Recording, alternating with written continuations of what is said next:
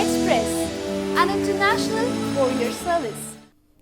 గర్భం ధరించడం అంటే స్త్రీకి కొత్త జన్మ కింద లెక్క. స్త్రీలలో నెలకు ఒకసారి మాత్రమే అండం విడుదలవుతుంది.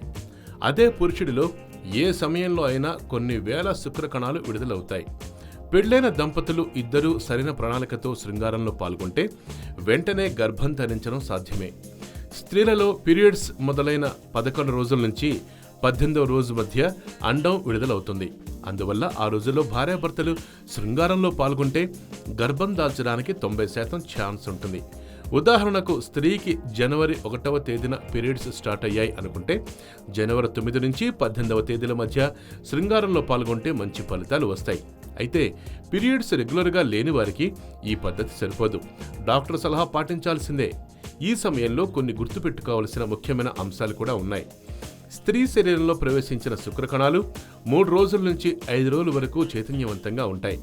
స్త్రీలలో విడుదలైన అండం మాత్రం 7 గంటల నుంచి 12 గంటల వరకు మాత్రమే సజీవంగా ఉంటుంది. గర్భం దాల్చాలంటే విడుదలైన అండంతో శుక్రకణం 12 గంటల్లో ఫలదీకరణ చెందాలి. శుక్రకణంతో అండం ఫలదీకరణ చెంది పిండం ఏర్పాటవటానికి దాదాపు 10 గంటల సమయం పడుతుంది.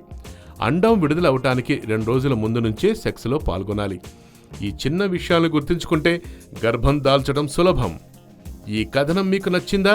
అయితే please subscribe YOYO TV channel.